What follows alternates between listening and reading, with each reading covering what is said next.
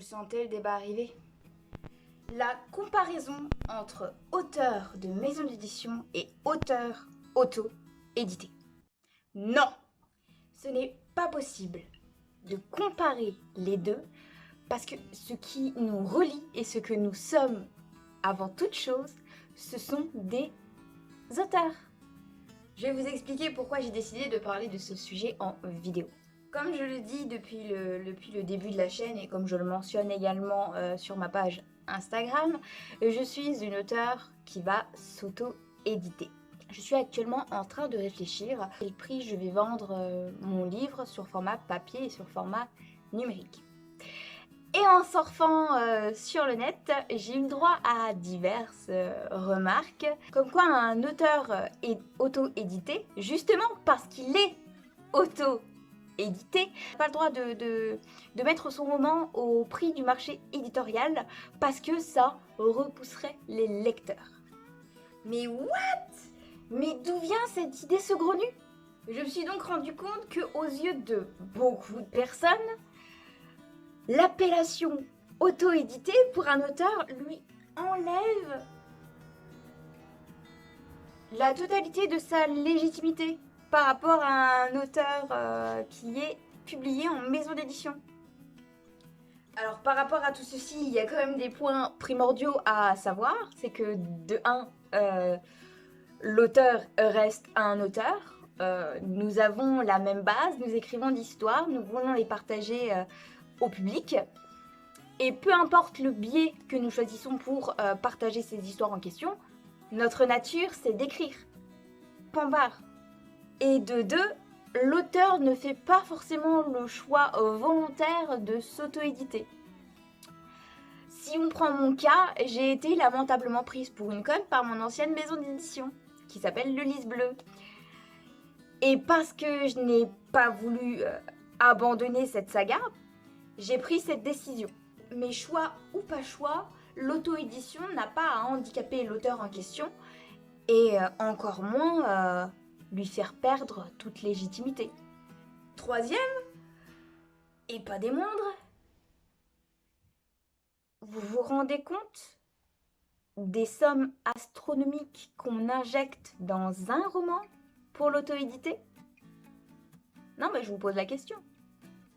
Parce que sans compter la paperasse administrative, le choix du diffuseur, ou alors l'aspect promotionnel, la création des goodies, les réseaux sociaux, etc. Pour un livre, c'est 900 € minimum. Et là encore, c'est le livre sous format numérique. Il n'a pas encore été imprimé. Donc non, l'auteur n'a pas à baisser son tarif par rapport à la loi et à ce qui se fait dans l'édition de manière générale pour rentrer dans je ne sais pas quel moule qu'on lui attribue. Parce qu'il est auto-édité. Parce que l'auteur auto-édité a autant de mérite qu'un auteur en maison d'édition. Être en maison d'édition n'est pas un gage de qualité. Je sais, la perfection n'existe pas, les maisons d'édition peuvent faire des erreurs, les professionnels ne sont pas infaillibles, mais non, je n'accepte pas qu'un auteur puisse être réduit à ça seulement parce qu'il décide de s'éditer par ses propres moyens. Nous ne sommes pas moins bons, nous ne sommes pas moins légitimes que les auteurs de maisons d'édition et nous avons le droit de suivre et d'appliquer les prix du marché éditorial normal. Je pense que vous le comprendrez, mais l'argent qu'un auteur injecte dans son roman doit être rentabilisé derrière. Et aussi, il faut quand même que nous parvenions à faire des marges, à faire quelques bénéfices, afin de pouvoir les réinjecter dans des salons. Parce que avoir un petit morceau de table dans un salon du livre, ça coûte la peau des fesses.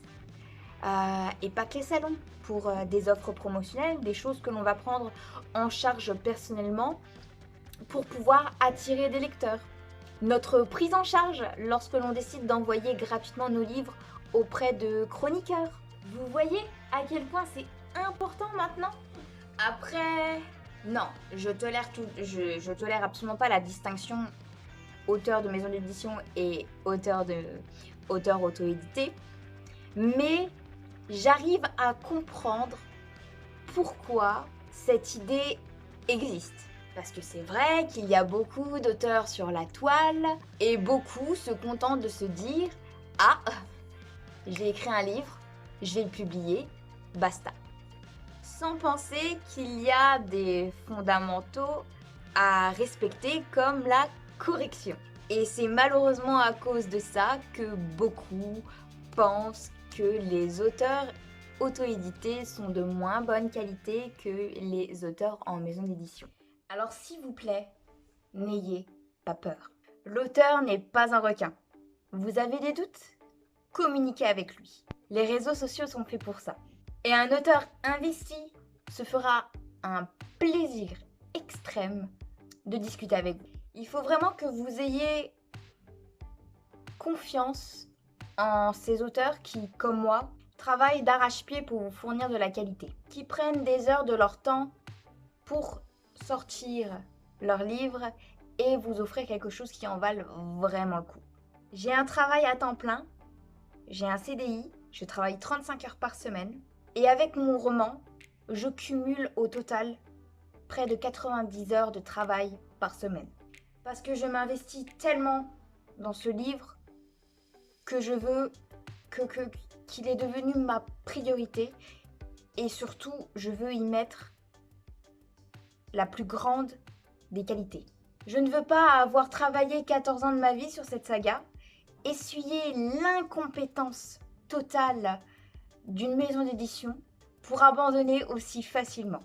De toute manière, je ne suis pas le genre de personne qui abandonne et je me bats. J'offre et je donne pour avoir l'honneur d'apercevoir un jour dans le regard de mes lecteurs cette lueur qui voudra dire que toutes ces heures supplémentaires que j'ai faites, tout mon acharnement, ça aura payé. Voilà, cette vidéo est un peu plus longue que d'habitude, je le conçois. Habituellement, je reste dans un timing bien précis sur mes vidéos YouTube. Mais je voulais vraiment vous parler de ce sujet-là qui me tient très à cœur et qui m'a vraiment fâchée. J'ai hâte d'avoir vos commentaires à ce sujet. En attendant, je vous souhaite tout plein de bonnes choses et on se retrouve dimanche prochain. Bye!